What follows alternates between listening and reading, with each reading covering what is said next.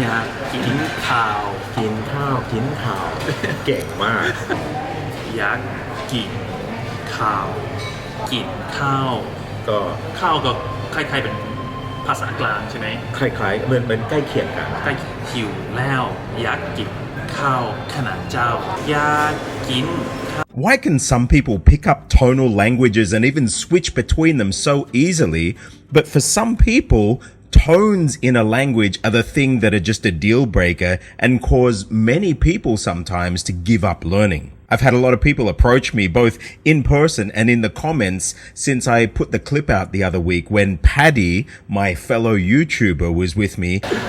อยากกินข้าวกินข้าวกินข่าว เก่งมาก อยากกินข้าวกินข้าว ก็ ข้าวก็คล้ายๆเป็นภาษากลางใช่ไหมคล้ายๆเหมือนเป็นใกล้เคียงกันใกล้หิวแล้วอยากกินข้าวขนาดเจ้าอยากกินข้าว And he was able to switch between northern, Isaan and southern Thai just like that. And people were saying, how did he do it? Well, we alluded to it in the clip, but I've been building and I actually built a GPS for tonal languages. Tonal languages really are not difficult and there's this beautiful logic to them. It's just a very different system from what a lot of Westerners are used to. I did a TEDx talk several years ago in Malaysia for the Petaling Street TEDx, and I did it in Chinese. And when I say Chinese, I mean Chinese. 白日依山盡，看下入開了。白日依山天，黃河入去了。白日依山靜，黃河入去了。白日依山盡，今下入去了。白日依山盡，看下入開了。白日依山盡，黃河入去了。白日依山盡，黃河入海流，係咪啊？白日依山盡，黃河入海流。哇，那麼厲害！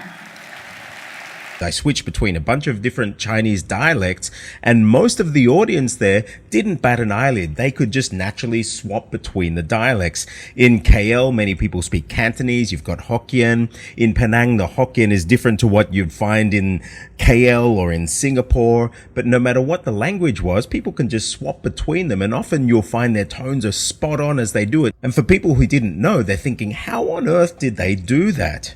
Some people struggle enough just learning one tonal language. How could you learn so many? There is a secret to it, and my tonal mapper or my tonal GPS system will help you unlock this secret and map tones from any tonal language, whether it's Thai, Lao, Chinese, or even dialects within these, to your throat. And then after that, I'll show you how you can actually transfer this to any tonal language pretty much across Asia, any Chinese language, Chinese dialect, Vietnamese, North, Central, South, Thai, Lao, Isaan, Northern Thai, Southern Thai, or any of the Thai languages, which you will see in a moment. There are many, way from up in India, down through China, through Burma, Thailand, even across into Vietnam. All these languages run on the same tonal engine, and my Tonal Language Tone Mapper helps break the code for you. Before I dive into it, let me just say, if you are learning a tonal language like Thai, Lao, Chinese, Vietnamese, and you really want to master it, next week on the 16th of November, I'll be starting the first of 4 live sessions, which are all part of the Mindcraft subscription. So if you haven't subscribed to Mindcraft yet, come to jacademy.com and subscribe, and you can come to those live sessions. Now, I'm finding a place, so if you're in Thailand, you can actually come and see me face to face as we record. Otherwise, we'll be meeting online, and we can really hone in on what you need to do to get on top of your tones and your tonal language. We'll be doing a lot more than tones, but this is going to be one big thing that I'll help you overcome. So come to jacademy.com and subscribe now for Minecraft. You can get all the prep work done now before we meet next week. And the next month or so, I really think that it's going to be transformative to the way that you learn the language and you use the language that you're learning, if it's a tonal language. So let's jump in. How did Paddy manage to jump between these tonal languages? So if you come to tools.crackinglanguage.com and you will see this site here. And so then you just come down here to the Tonal Language Tone Mapper, and this is my Tonal Language GPS. Now it's broken into a few sections. You've got this top section, which is an overview of the tones and where you can select which tonal language you want. You've got this section here, which shows you how the tones are mapped within the language. And then I have this section down here, which allows you to actually customize the way that you're going to learn that language. So any words that you're learning, you'll be able to add them into there and see how they're mapped and start mapping them to your throat. Now you'll see these contours here. These are tonal contours, and I've built a tool within the site here that you can start to learn to map your throat to these contours and start to get tones into your body. I did a clip on this a couple of weeks ago, so you can go back and watch that and you'll see how to use this tool. Now, the thing about my site, I've designed it so you can actually zoom right in and right out and still make it very useful. So I'm just going to come back out of that and I'll click on Tonal Language Tone Mapper and you can see it here. So here you see I've got Thai and the display mode is Thai. I'll show you what that means in a moment with the display mode, but basically choose the language. I've mapped these languages out according to main language groups. Now, thanks to Dr. Rika Dockham, he provided me hundreds of data sets of different TAI languages, which I've mapped in here and combined them with my own data sets. So if you have a look here, we've got Thai, Northern Thai, Isaan, Southern Thai, Lao, Chinese, Cantonese, Vietnamese.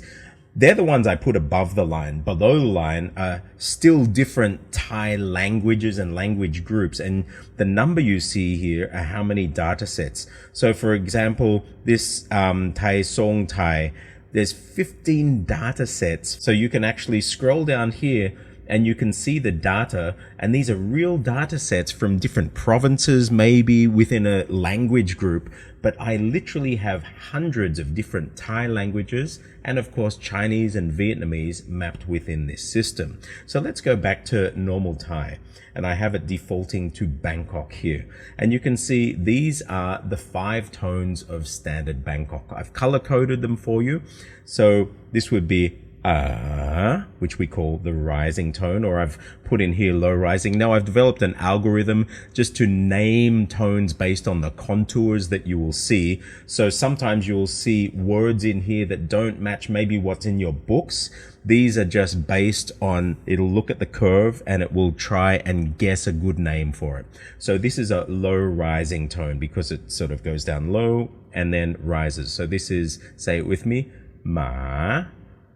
And then we have a mid-falling tone.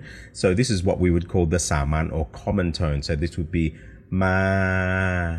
And see how it just drops off the ends there.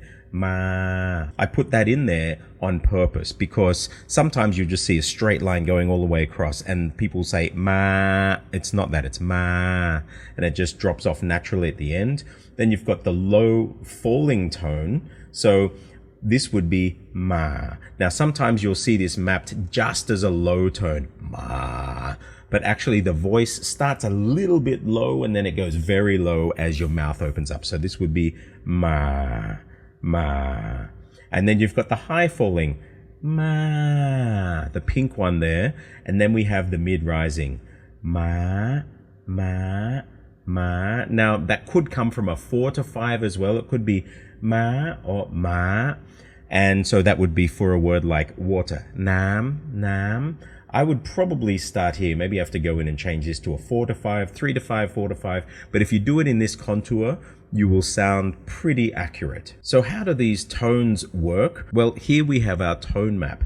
Now, I've put 2 different versions of the tone map there because there are books out there that Marvin Brown wrote, a brilliant linguist, and he spoke mainly about Thai languages and he broke things into high, middle, and low class. That's why to this day, you learn about high, middle, and low class words in Thai. And so if you're a Thai or a Thai speaker, you would know that these are high class consonants, ha, middle class, ba, and low class. Now, if you can't read Thai, I've put this in here so you can have your semantics, so you can see the meaning of the words.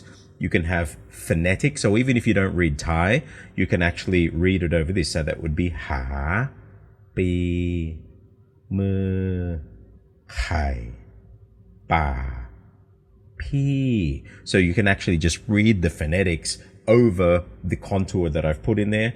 Or if you want to see the tone map, which sometimes is useful, you can take all the words away and you get this. So let's turn the Thai word back on here, and I'll just show you some of these other controls I've got here. Now I've got a display mode, and so you can actually choose the Chinese display mode. So if you're a Chinese speaker, well, these are exactly the same as the ping, shang. So the shangsheng, the traditional shangsheng in Chinese is like meito in Thai, and mei ek in Thai is the chu sheng. And then we have dead syllables in Thai, which is ru sheng in Chinese languages. And so we have ru chang, so this is long dead, and short dead, ru duan. So you can see that whether it's Chinese or whether it's Thai, so there's the equivalents in Thai, normal, mei ek, dead long, mei to, short long, or this guy Gedney. Now I haven't mentioned him yet, but Gedney was another linguist that came in later on, and he went further than what Marvin Brown did. And so he said, look, we've got these boxes, but there are actually in some TAI dialects, there are more than just these high, mid, and low.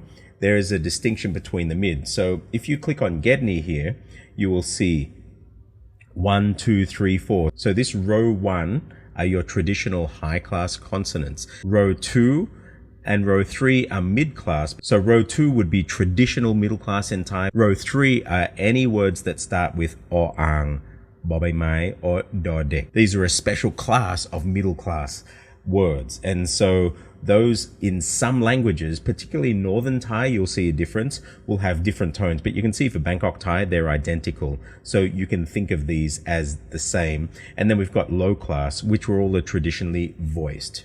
I might just say at this moment, if you are learning the letters in Thai, let me just pull this out a little bit here so you can see them. I have my compass here. And again, you can click on Thai there and you'll get all the letters there. Said the words for every one of these letters for you. I've got all of the classes mapped. So if you click high class, you can see there's the high class, the middle class, the low class. You can come here to get a description of why they are that. So if you're still learning at the moment the different classes, you can use this tool to start to map those to you.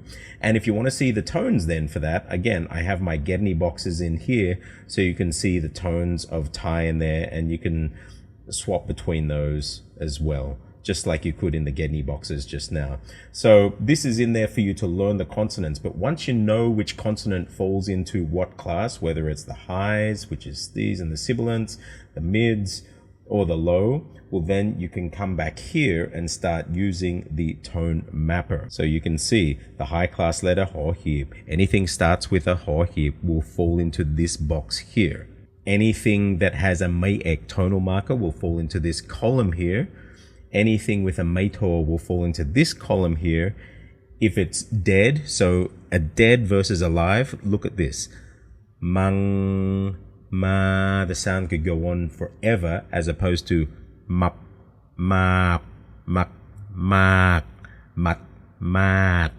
You can see the sound dies. So a dead syllable, or ru sheng in Chinese languages, is when the sound dies with a PTK or a short vowel.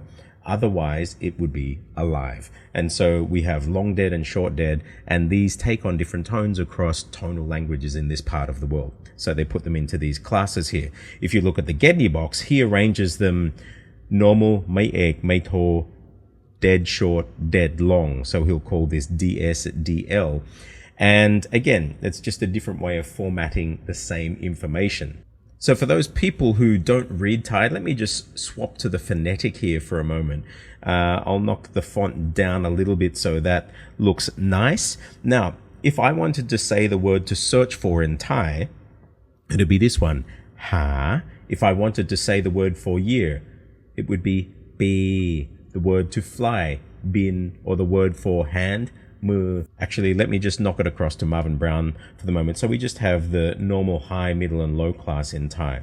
So if you took a high class consonant, so we take this kho kai and we put the meito on it, so that word cow means rice, that would be there. Say the word gin, to eat, which we used with Paddy, that would be middle class, so go I no gin. So I've put a thing down here, so if you click on there, you can actually come down and I will write the word gin. Now this is the awesome thing about this tool.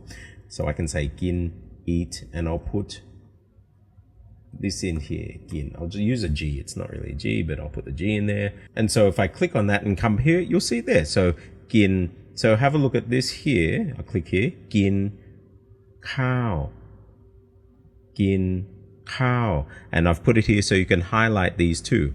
Now watch what happens now. This is where the magic comes in, and this is where the GPS is.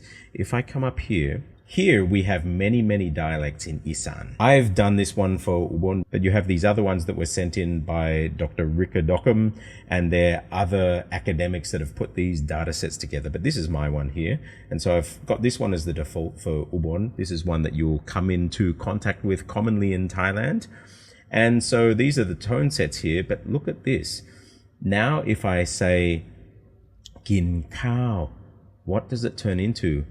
Gin cow, gin cow, gin cow, gin cow. If I turn to Bangkok, gin cow. And so just through remapping these contours, you're starting to sound very accurate in the way that you speak in Isaan. We don't have to stop at Isaan. Let's have a look at Southern Thai. So this is what Paddy was doing the other day. And so in Southern Thai, instead of Bangkok, gin cow, or in Isaan, gin cow, now we have gin cow, gin cow, gin cow. This is Southern Thai, and you can see the tones are mapped beautifully here. I can put it in Thai for you. Gin cow, to eat rice. And just look at the contours there. These are the contours of Southern Thai. And we don't have to stop at Southern Thai. Let's have a look at Northern Thai. Gin cow, gin cow, gin. So in Northern Thai, you get this sort of rising tone on a middle class. So gin, or if I turn it back to here, gin cow, gin cow. For gin cow in Bangkok, gin cow, Isaan, or gin cow in Southern Thai. You can use this tonal GPS system to map any dialect of any Thai language, Chinese language, or even Vietnamese. And so finally then, how does this map to other tonal languages? We'll have a look at this. If I look at Cantonese, these are the tones of Cantonese. So people say, how many tones does Cantonese have? Some would say 6, some would say 9. You would have ma, ma, ma, ma, ma, mak, mak, mak. So let me just switch back to Marvin Brown here, and I'll clear the data out. And now I'll show you if I had this word in Mandarin. Okay, so I've put these 3 ma words in Chinese. If I switch them to this, you'll see. This word means mother. I can put the semantics here. I'll just knock the font down a little bit. This word means mother. This word means horse. And this word means hemp. So if I say that they are all ma, ma, ma, ma. Now this is Cantonese. Okay. Let me look at these characters. Ma, ma, ma. Cantonese. Now let's switch to Mandarin. Ma, ma, ma. Oh my goodness, this same tonal engine that we use for Thai can be directly applied to Chinese, whether it's Mandarin, Cantonese, or any Chinese dialect, and it will still work. So in Cantonese, if you say ma for horse, you know that in Mandarin, it's going to be pronounced ma. In Mandarin, if you say ma, hemp, that's number 2 tone, ma, you know in Cantonese, that's going to be ma.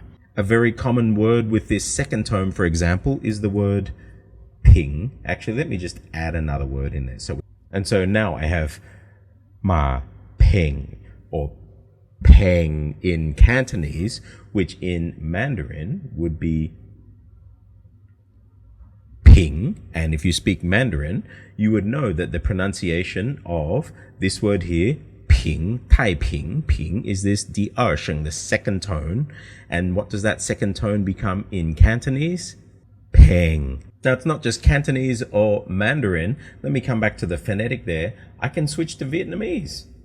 And for the most part, this actually can be applied. Now, you can see this is Northern Vietnamese because you've got this broken tone here. But these are how the tones map between Cantonese and Vietnamese. It's the same.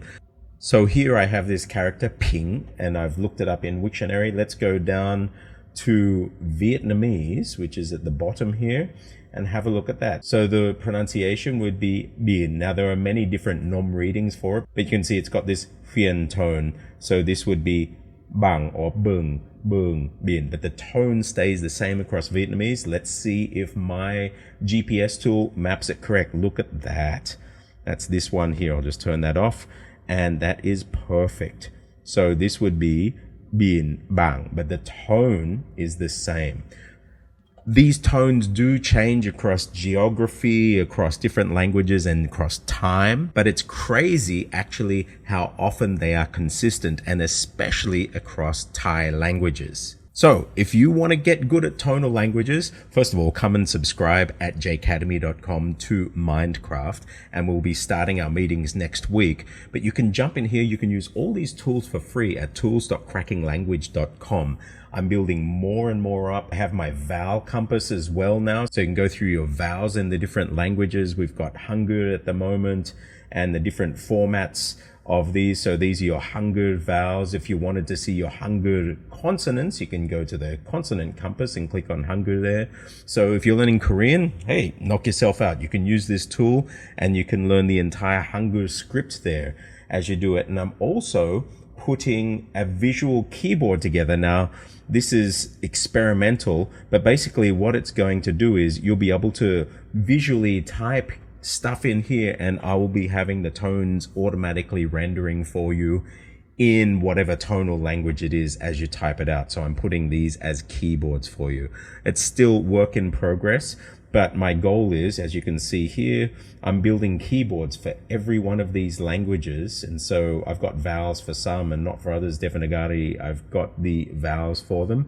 And you can actually then type in these languages in the scripts on this keyboard here. And the other cool thing about it is that, well, you can change across fonts there, so you can see different font versions of whatever you're typing. But if you click in here from anywhere within the site, you can actually see the word come up here in the sketchpad. So if you're learning whatever script, you can actually practice writing it as well. I'm trying to build tools that are really, really useful for learning languages, not just tools developed by, I don't know, foreign business people who've never learned a language, or from developers that don't actually understand language learning but want to build an app just to sell on the App Store. These are language learning tools that really, really help you learn the languages, and especially tonal languages, because from what I've seen, so many language learning apps out there just really fall short of the mark when it comes to really understanding and teaching tones. Come and join me next week, Mindcraft. Come and register. I can't wait to see you there. Thank you for your support. I'm Stuart J. Raj. I'll see you on the other side.